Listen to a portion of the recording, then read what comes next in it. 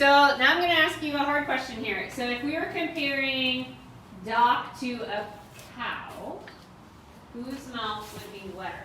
Cow. A cow. Why a cow? Because they fill a bathtub every day of saliva. Okay, because a cow fills a bathtub every day in saliva. That would be a lot of bathtubs out there. So obviously, yes, you're right. They swallow it though.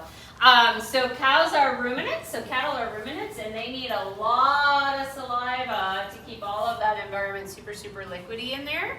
So cattle are continuous salivators, and horses are mechanical. So they won't really, really start salivating a lot until they're eating. So that's a really important fact for horses with keeping them healthy. The nose. Okay, what should we look for on the nose? Blood. Okay, blood and runny, all bad. Okay, so blood would generally in a horse indicates they did something to their noggin, unfortunately. They could have gotten a blow to the head or something bad happened there, so that's not what we want to see. But if we have runny noses, we can have clear runny noses. What other kind of runny noses can we have? Red, Green, yellow. What do we think about if there's green or yellow stuff coming out of your horse's nose? Allergies or infection. Probably some sort of infection going on. A lot of times bacterial infections will be that color. Green might be a horse that's choking. So horses have this fun thing that they stuff gets stuck in their esophagus. And then they can't swallow it and it will reflux back up into their oral nasal cavity. And so you may see green frothy things coming out of their nose. So that's bad.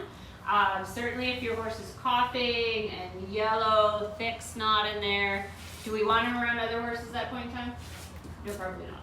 Okay, so if he's sick, he needs to be isolated and go a different place. So any sort of nasal discharge, that's definitely one that we gotta look out for. Anything else we're missing on vital signs or health exams for horses?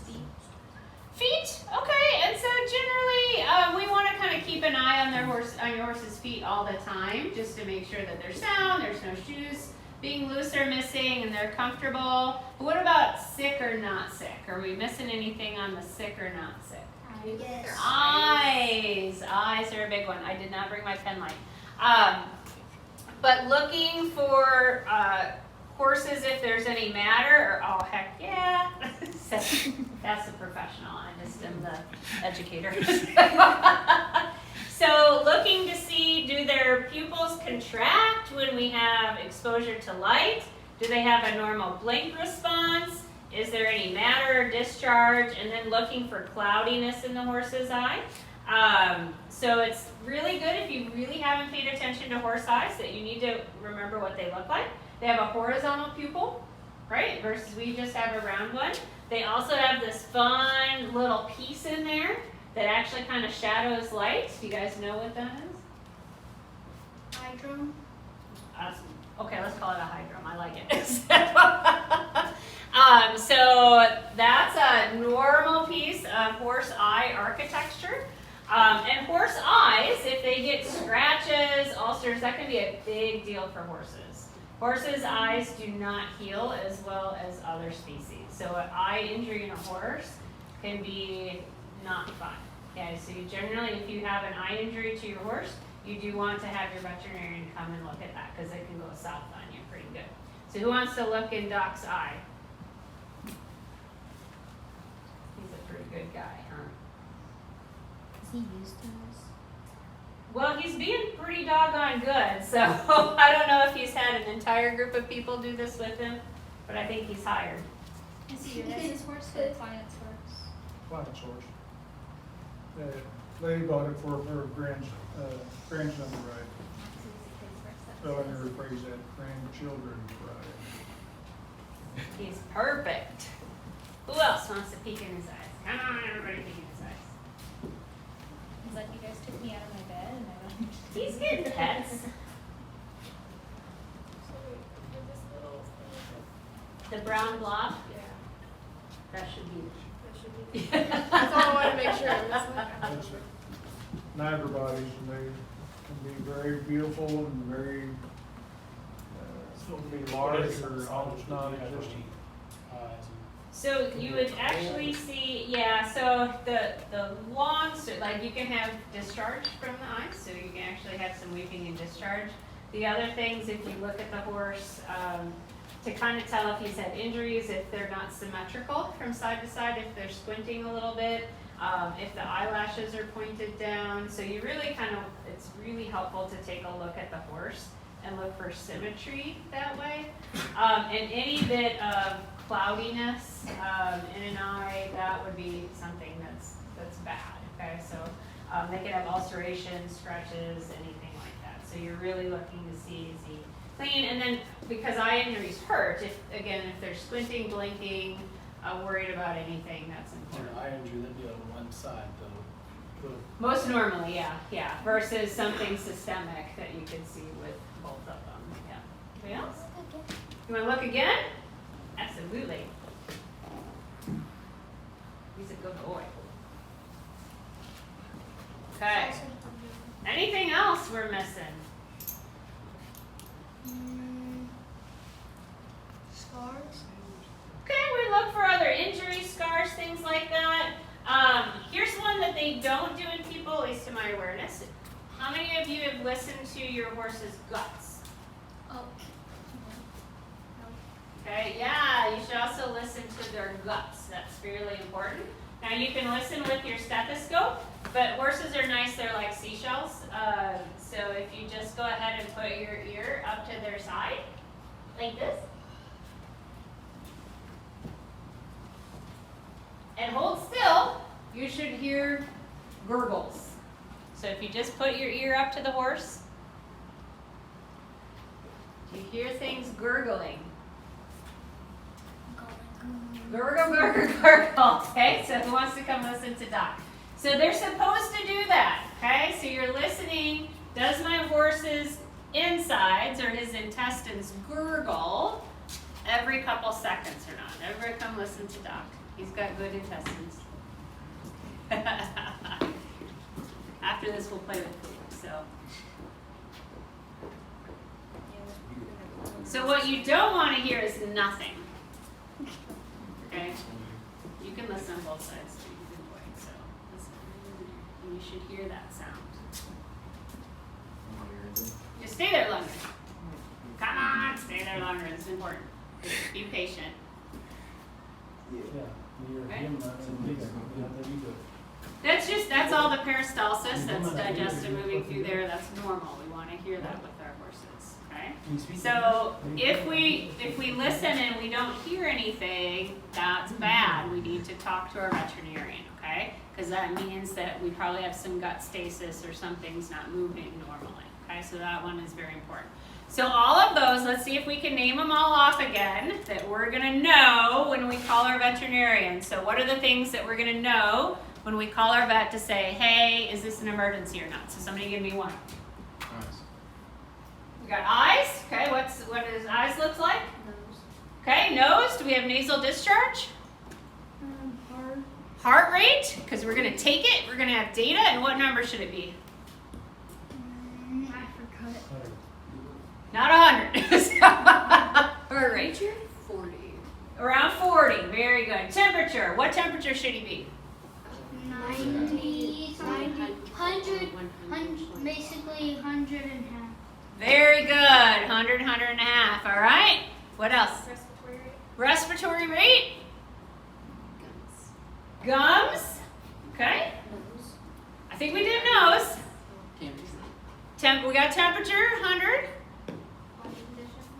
Body condition, that's a good one. Belly breathing. Yes. Or respiration rate, how his belly's breathing. His sounds, did we miss any? Being weird. The saliva, the things in the mouth, the gums, and what did we do when we did this thingy? What was that one called? Hydration, okay? So we did that with the capillary refill time. So all of that is stuff that you guys should be able to do with your own horses. And again, if your horse is sick, when you call your vet, they're your checklist. These are all the things, the data that I have on my horse, so that way they know what's going on, as well as all the behavior stuff that we talked about. Does that make sense? Yep. All right. Very good. Good boy, Doc. I think Doc is done.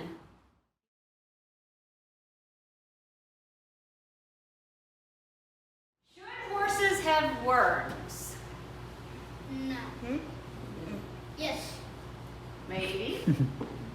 Or am I asking a trick question? No. So we're going to talk about some internal parasites in horses, and then we're going to check to see what we've got. We're going to go with kind of the normal ones. So and it actually is a trick question. So some parasites inside your horse is actually pretty normal. Okay, so we don't really try to get 0 worms in your horse, believe it or not. So that's kind of the old school way of doing things, is we always want to make sure there was nothing in them. But some parasites are normal. Okay, so it's a normal part of horses and horse health is to have some worms inside of them. So what we don't want to have is too many, because that's where a horse can get sick. So what we're going to be doing today is actually checking some horses for worms. So this is going to be a hands-on activity with you guys, okay? So we're going to talk about the worms first, and then we're going to go looking for them. So we're going to talk about these 3 here are the ones that you guys are going to worry about the most in horses, okay? So you probably will never see them. The only ones you might actually ever see are the ones way over there on the right, okay? So like the middle ones. Those are the big ones, actually. So that's the fun. If you ever see really big worms in your horse's poop, that's ascarids or roundworms, okay? So typically we only see those in young horses, so it's more of a young horse problem. And as horses get older, they actually get immune to them. So their own body learns to fight them off a little bit, which is kind of cool. Think about that. We always think about your body learning to fight off viruses and bacteria, but your body can also learn to fight off parasites. And so the horse actually learns to do that too. So the middle ones are actually little small worms that you're probably never ever going to see for real in your horse. So they live in the intestines, and they're called strongyles, so they're large and small strongyles. Large strongyles aren't really a problem with horses anymore. It's only small strongyles. So we actually sort of wiped out large strongyles. And so the small ones are what we're actually probably going to be looking for today. And so those are the major parasites in horses that we worry about. And then these guys are also worms that we worry about and we deworm horses for, and those are tapeworms. So the fun fact about horse tapeworms, have you guys ever seen a tapeworm from a dog or a cat? Some of you, have you ever seen little grains of rice that come out the back end of your animal? They wiggle a little bit. Okay, so that's kind of fun times. Those are little segments of tapeworms. Tapeworms that live in dogs, cats, and in people are long. Okay, they're really long worms. In horses, they also have tapeworms, but they're actually only about this long. Okay, so they're actually a fatter, wider tapeworm than the ones that inhabit other ones. Okay, so they're not going to live in you. The other fun fact, and I always like my fun facts, tapeworms in horses are essentially found in one place. And that's where the small intestine joins with the large intestine. So you've got a little tube entering into a very large tube thing, the cecum. But if you have a whole bunch of little wormies right there at that opening, from the little tube to the big tube, that can create some problems. Okay, and so they actually can cause a lot of tissue thickening, scarring, etc. around that little opening. So we do want to make sure that we regularly deworm horses for these guys as well. So those are the 3 ones that we really target quite a bit. Oops. Let's go forward. And then here's some other ones that we also will talk about. So threadworms, those aren't really a big health concern. We'll talk about them a little bit more with foals. Bots are fun. So have you guys ever seen little bees flying around your horse? Little fuzzy flies that hover and put eggs on them. Okay, so those are actually the flies of the stomach bot. Okay, so Hebridean, they're fun little. The little female, she kind of has an abdomen that curls under her body and she hovers. And so she lays eggs, so all those little yellow eggs that you see in the fall on your horses, typically on their forelegs, That's actually all of the little eggs for the fly. And then your horse will lick and chew at that area, and then they will kind of burrow into their tongue and then migrate down into their stomach. And so that's where they live, and this is a little dark, but they're little like grub-like little guys, so that's actually the larva. And they live in the horse's stomach until they're ready to mature, and then they will pass out of the horse's tract into the manure, where then they will eventually hatch out into the fly. I know, it's super fun, right? Yay, biology! So these guys, the stomach bots, we also worry about those, and we deworm horses against those. And so we generally, when we deworm them, we're always going to make sure we use a product that will get rid of these stomach bots. The stomach bots kind of like butterflies. I mean, in a way, yeah. Yeah. So the same idea that they're going to go through like a larval stage and pupate. Yes, they are. And so the adult flies around, and the young. So where a caterpillar is out eating plants that are on the outside, the stomach bot, when he's a larva, he is just attached to your horse's stomach, and that's where he's getting its nutrition. So, but the same principle, they actually have to turn into a flying insect. So they have different life stages. So it's kind of fun that way. And then this other little guy, for parasites we were about, are pinworms. So pinworms generally don't actually make your horse super, super sick, but they're really annoying. Okay? So they're itchy. So anybody know why pinworms are itchy for a horse? Or where the horse would itch if they have pinworms? On their tail. They would itch on the It's on their tail, okay? On their tail. Their tails get really itchy. Anybody know why? Why? The pinworms are doing it. Who knows fun facts about pinworms? So all the other worms, so the fly lays its eggs on the horse's hair. The other worms we talked about, they lay their eggs in the horse's intestinal tract and they pass out with the manure. But the female pinworm does something different that's super fun.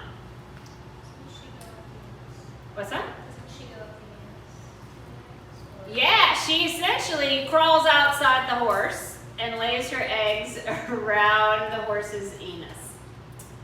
So that's why it's so itchy, because she herself will crawl out to lay those eggs in kind of this sticky goo that essentially is around that horse's back end, and so that's really irritating the horse, and that's why they itch their tails. All the other worms don't bother migrating to do it. They just lay their eggs in the horse's tract and they pass out in the manure, and easy peasy.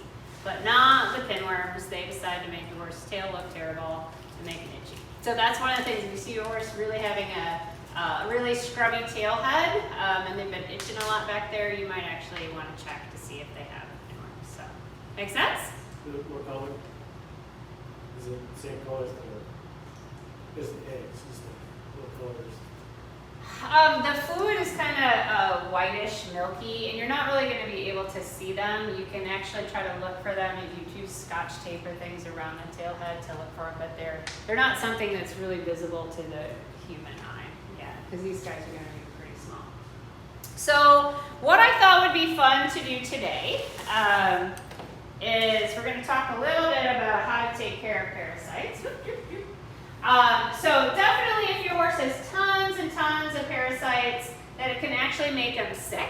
And so they may lose weight, they may have diarrhea, they may cough. So this one's weird. Some of the parasites actually migrate through the horse's lungs as part of their life cycle. So coughing can actually be a sign of parasites.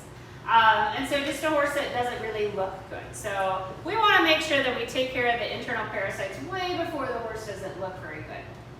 So we're going to actually look at here is doing some strategic deworming, okay?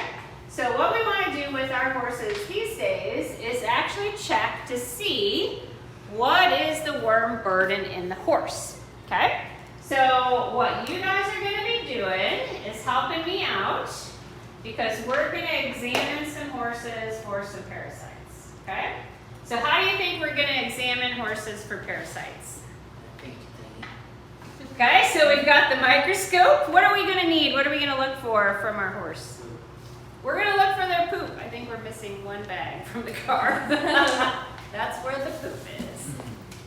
Okay? The money bag. Yeah, so we've got some handouts. So what we're gonna do is essentially use our microscope, and we're gonna take some samples from our horses, and we're gonna put our samples into these little slides. Okay, so I'm gonna pass some of these guys around for you guys to look at. So these are what we call McMaster slides.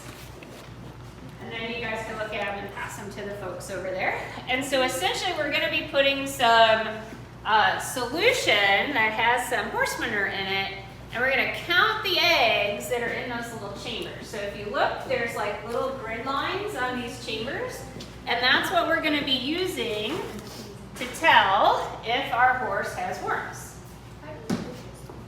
So we're gonna use these pipettes to do that, okay? So we've got some instruction sheets here, so I'm gonna pass these guys out to you guys. So everybody gets, yeah, front and a back. And we're gonna do a little science today, gang. Science, that's right. And we're gonna need my extension cords too. All right, I'm gonna need the big, actually, we can do it just like this.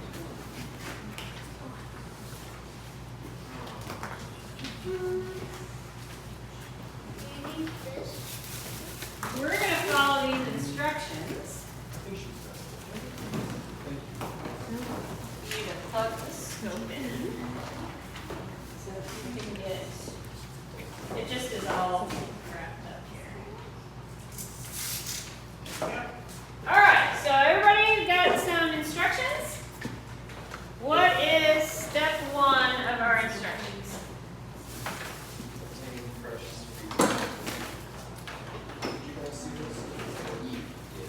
Okay, so we have obtained some fecal samples. So that part is now done.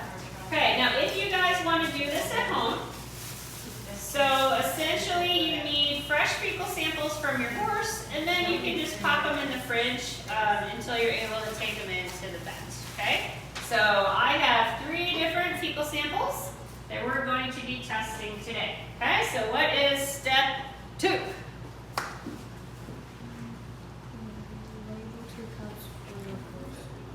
So we need to label some cups. Where are my cups? 2 cups. Up here. Okay, so we're gonna grab our Dixie cups here. So we're gonna have our samples, and we're just gonna follow A, B, and C today. We're gonna stay really easy here. Well, I should probably do it on the side. A, B, C, and I'm gonna label another 2, A, B, C. Okay, what is our next step? Pair with your cups. What's that? Tear one of the cups. All right, so tear, that is a bit of a fancier word. Like tear it in half?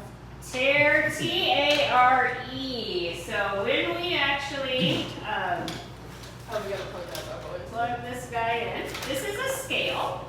So when we tear a scale, it means we zero it, okay? So I don't want to weigh the weight of my cup, so I want to make sure that my little scale here is not actually calculating the weight of my seed. Yeah, so tear Yeah. cancels out the so whatever you put in the cup is what you're only Okay, going so I put the cup on, and it doesn't read barely anything, but there's a button here that says tear, so I'm going to push it, tear. So now my scale says 0, so we're not weighing the cup anymore, okay? Make sense? So what is the next step?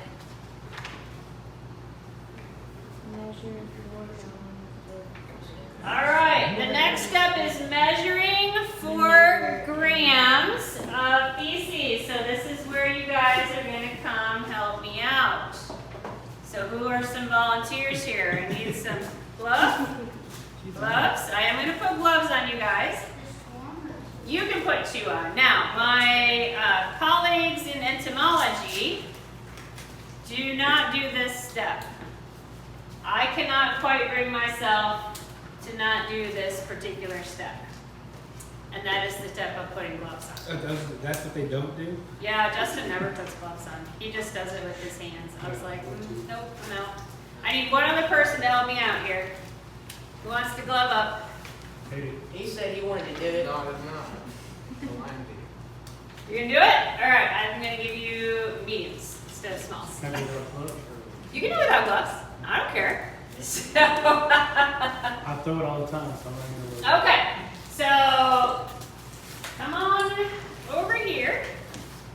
I'm gonna slide my laptop out of the way a little bit. All right, so I need you.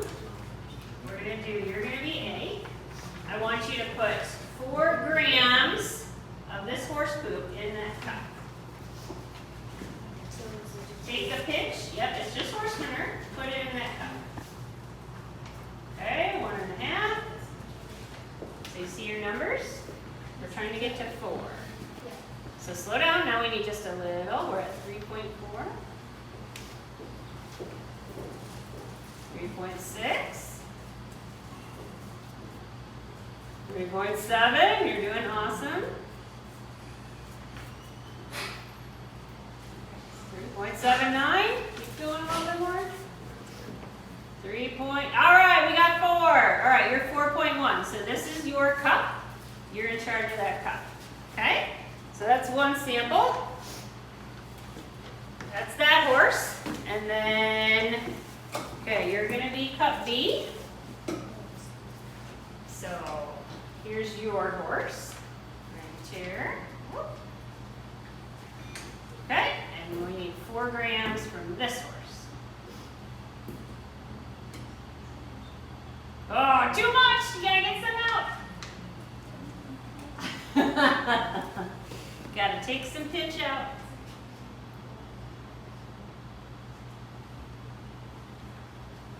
.5. Can we get just a little bit out of there? Just a little tiny bit come out.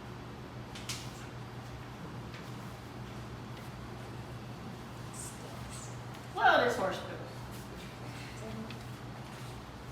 Oh, very good. All right, this is your horse poop. You keep that one. All right, and you're going to be C, Mr. Berrien's, and 4 grams. 4 grams of horse poop in the cup.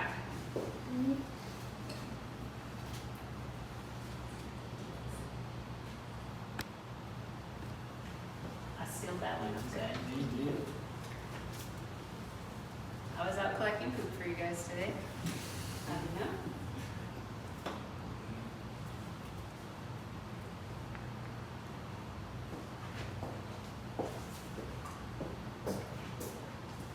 Dr. Talley would really appreciate you. Again, I've never brought myself to do it that way. All right, you good. All right, so keep your cup. All right, so what's the next step, gang? Check it. What's on your instructions? What do we find need? parasite. Okay, Parasite? we did our 4 grams of feces. What's next? Mine was solution. What do we need? 26 milliliter. We need 26 mils. Water. Okay, so now we need 26 mils of my fecal solution here. Is that No, it's just a graduated cylinder. So this is magnesium sulfate in water. Okay, so actually it's just Epsom salts in water. So we're gonna try not to make a huge mess here. I should have brought a funnel. Where did you go? Not even a drip. Not even a drip. Okay, so we got way more than 26 mils. So how's that? Yeah. Very good. All right, so I'm yours in there. Here's your 26 mils. Okay.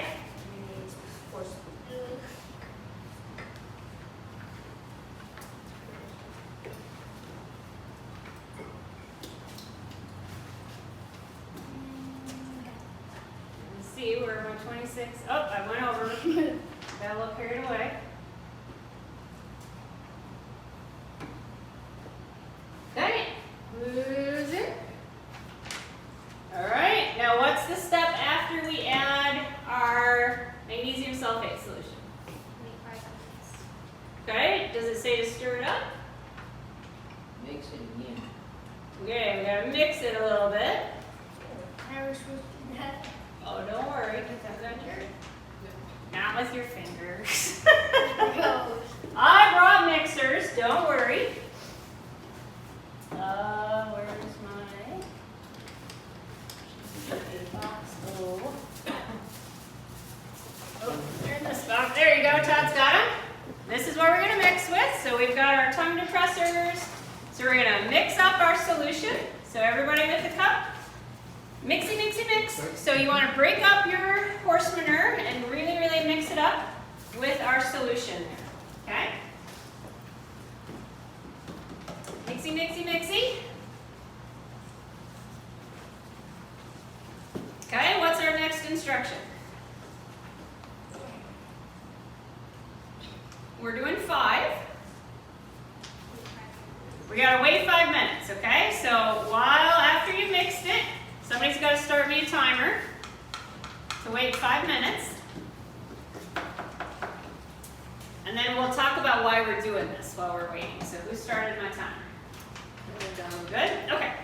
So what we're trying to do by doing this strategic method of looking at how many eggs are in the horse's poop is trying to identify the horses that have a lot of parasites.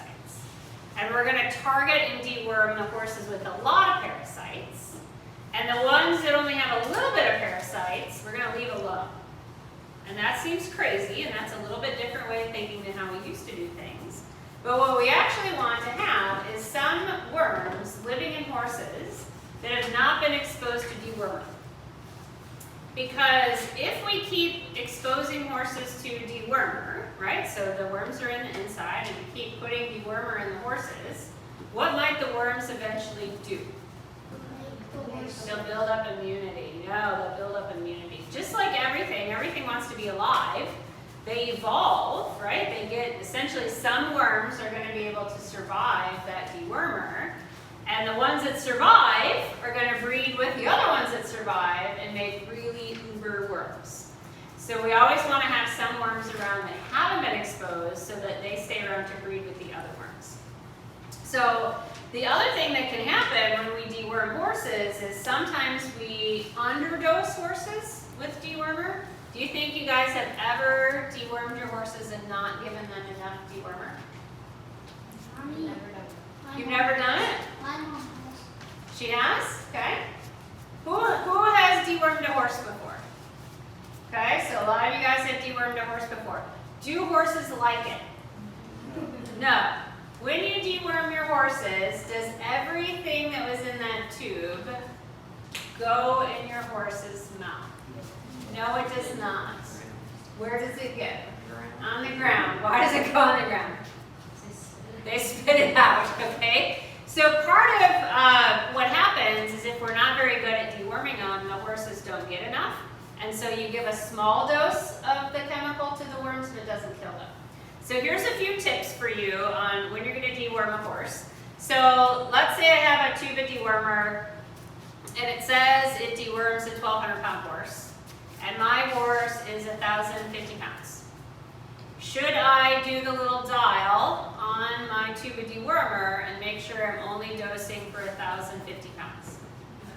No, what should I do? The whole friggin' thing. So give them the whole thing. Okay, so don't try to save and be like, if I keep adding up 100 pounds and if I deworm 10 times, I'll have a free dose.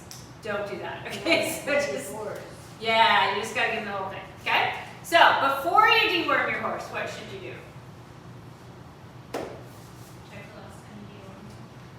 Check the gave a dewormer, so we don't want to make sure that we're doing it too often. What else? Right before you're going to deworm, what should you do? What we're doing now?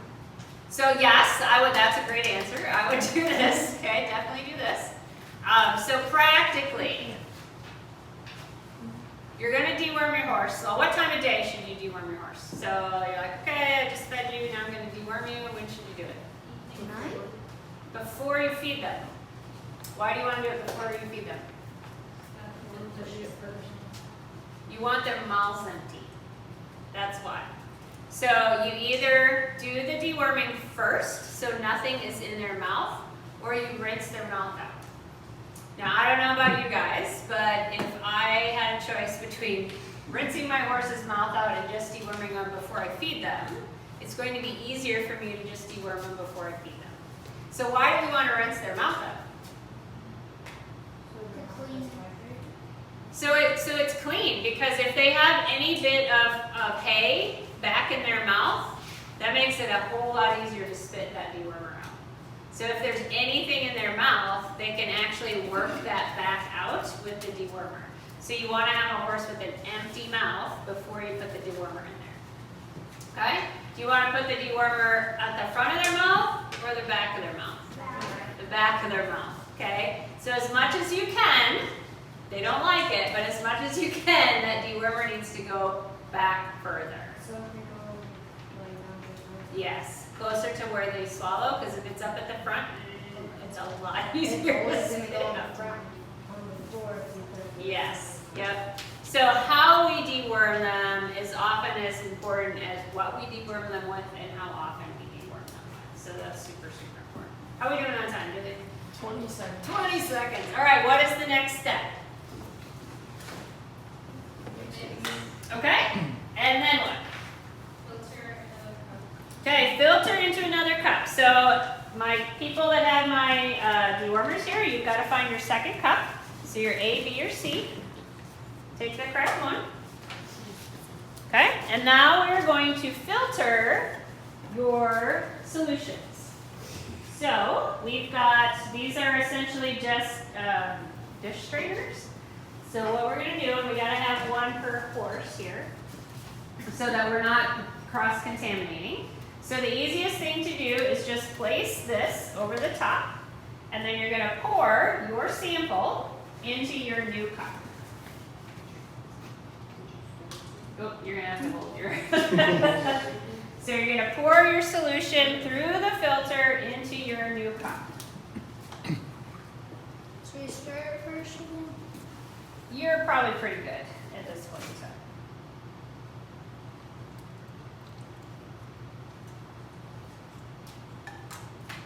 Okay?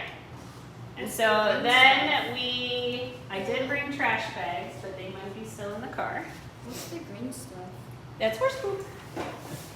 This'll work, yeah. So you can just dump your horse Do you poop. want to mix it so it'll No, go in as well? just, we've got enough. So we There's can- still some in the cup. That's okay. We're looking for the liquid at this You want point. the whole thing in there? Are we done with this? If we can rinse it, I don't know if there's a place to do water later on. Yeah, it probably is. And then the cups, the dirty cups can go in there too. Yeah, so we'll just keep that. Okay? You go, here's the Go with filter. these ones. Nope, we're good with the tongue compressor. Okay, so everybody now has your liquid, and that's your horse poop liquid. Just dump that in there. Perfect. Good, good, good. All right, so now the next step is we're going to fill our chambers. All right. So these are these little special counting chambers, and essentially the cool thing about them is there's a known amount of liquid that's going to go under this grid. So the next step is my 3 little volunteers here. You're going to grab these are what we call transfer pipettes. So here's what you got to do. You're going to suck up your liquid. You're going to try not to get any bubbles.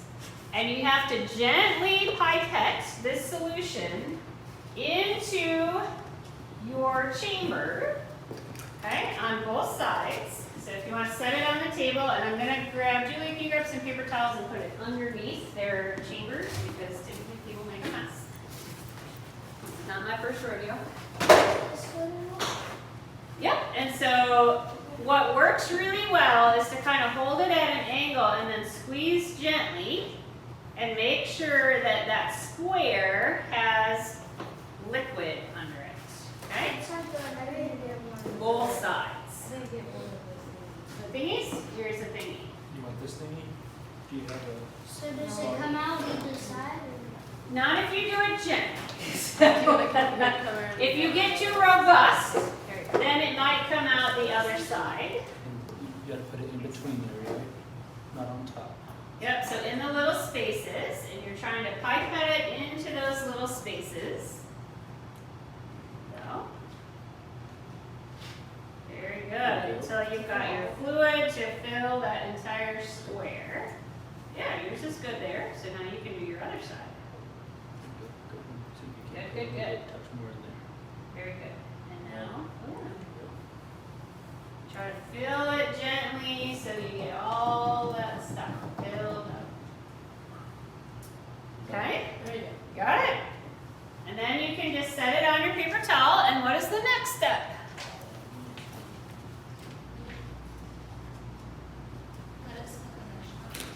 Okay, so now we gotta let it sit for another 5 minutes. But while we're doing that, we're gonna practice a little bit.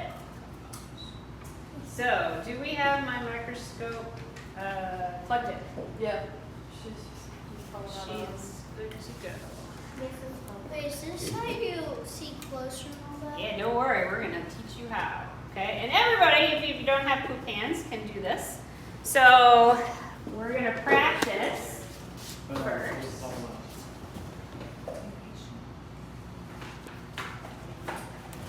I have so many bags of tricks. So, before we look for eggs, we need to be able to use a microscope.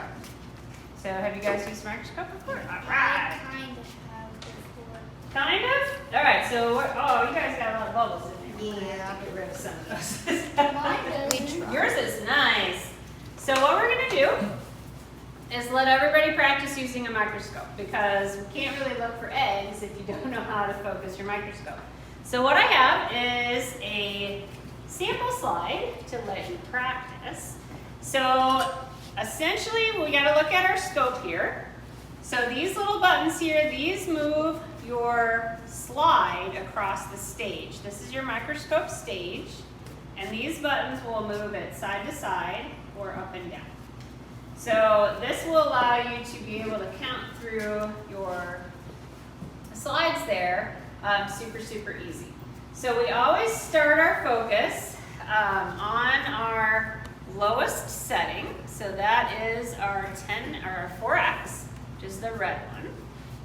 And then the yellow is the next one. Yeah, but we're always going to focus starting with the 4x. So these buttons back here, this big one here is what we call your gross focus. Oh, so you can see. Yeah, so you see how it's moving the stage up and down? So that's going to allow us to get this into focus. And then the little one is what we call our fine focus. So first what we do is get close to what we need to see with our gross focus. And we're going to be looking for threads here, colorful, fun threads. So we're going to get them. So first, I haven't done this with glasses before, so this might be interesting for me. So first we're going to get it set with our gross focus, and then we'll mess with our fine focus until our threads come into really fun detail. And you're like, what? I never knew threads were so cool. And you're going to be like, yeah, they are. Okay? So I'm going to take it out of focus for me, and we'll let you try this out. Okay, so you're going to put both eyes peeking through there. You're going to put your hands on your big knobs first, so your gross focus. And you're going to try to dial that in until you can sort of see those threads. Probably want to do the big one first. So you can start, can you see the threads? Kind of. And you kind of have to play with it. So I can't do this for anybody. Like if I do it for me, it's for me. So So you guys will have to do it for yourselves.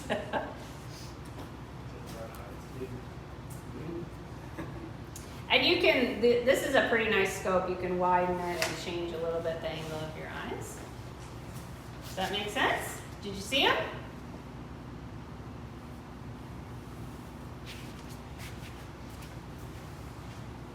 And now you're off your threads. So you gotta, at least you can look through your light. Yeah, so that'll get you in the ballpark. So you know they're in the field where the light is. And then you adjust the focus so that you should be able to change how much you see of those threads.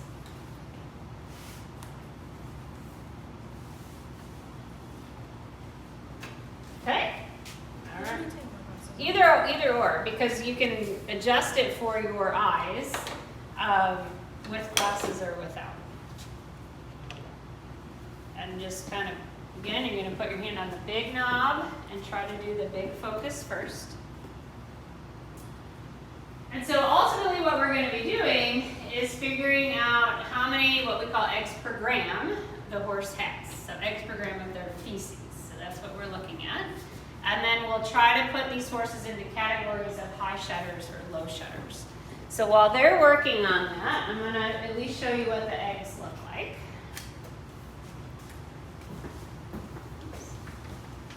Okay?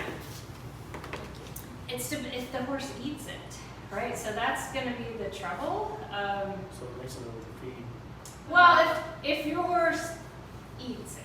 Now, a lot of if you mix stuff with their feed, they're just going to be like, I'm out.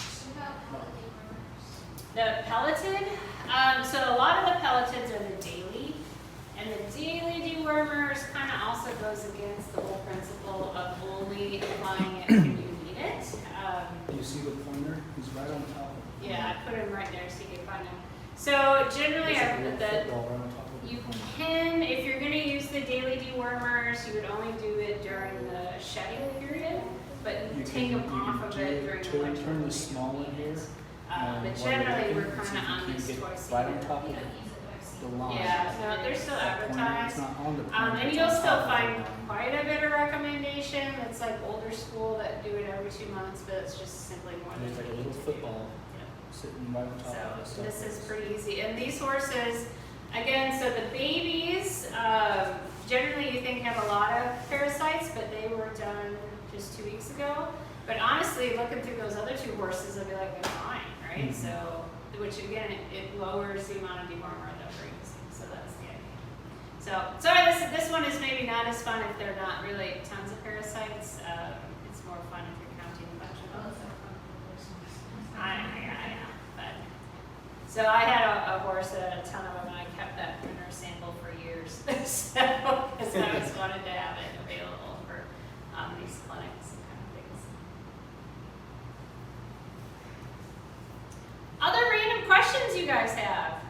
So this cup, when we did the feeding one, is that kind of what you were talking about, the measuring by pound? Yeah.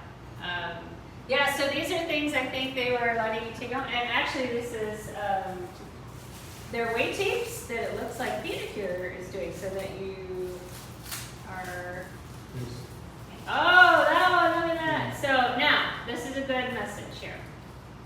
So these cups that you can use to measure, so it says the line here is what is a pound. So would that be true of everything you put in here?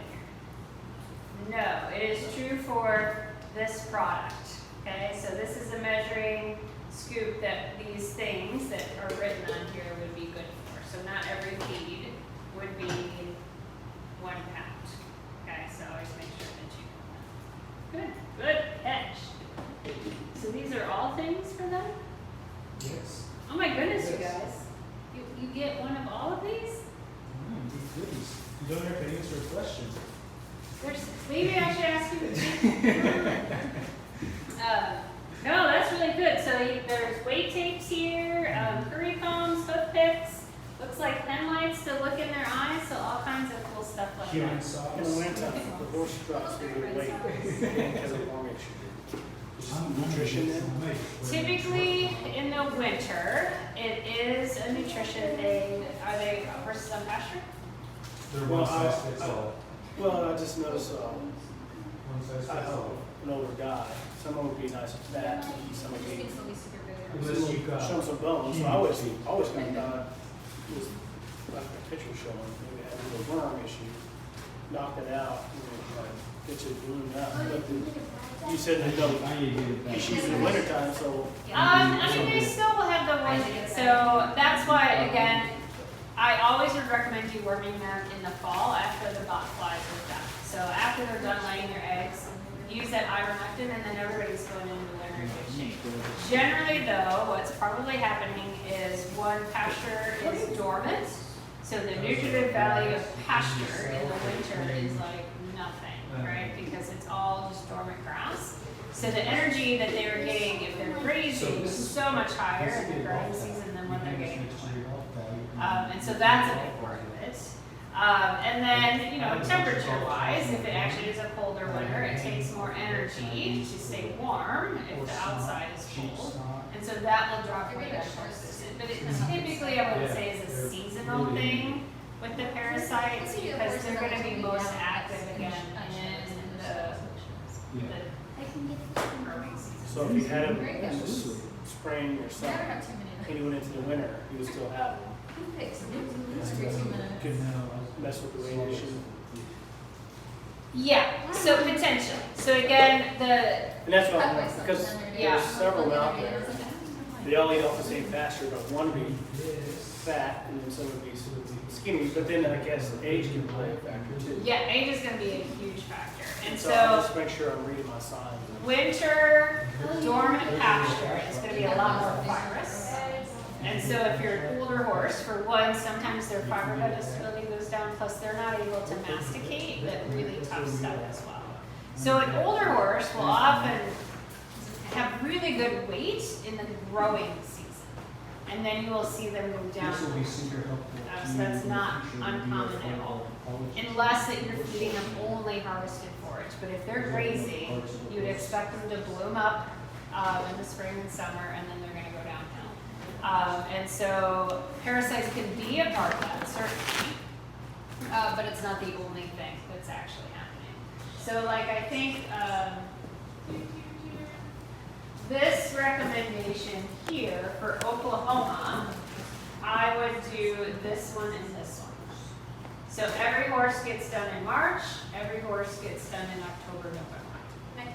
And so that pulls the burden down before we go into the spring season. And this takes care of any of them that are bots, things like that. And then this schedule here, April, May, June, September, I would do this for young horses. So my yearlings, weanlings are going to be on the 4 times a year. 2-year-olds, we're going to turn that to 3 times a year. And then again, if you happen to have a high shedder, so one of those that you look in, we didn't have one, right? You guys did not see what a high shedder looks like, because if you have a high shedder, when you dial it in, you'll be like, whoa, there's eggs everywhere. Versus like, hey, did you guys see this one? It looks so different in the microscope if you've got one of these high shedder horses. And those, then you would do this schedule as well. Yeah, so essentially you could kind of delete this. And then we didn't get a chance to get into diseases and vaccinations and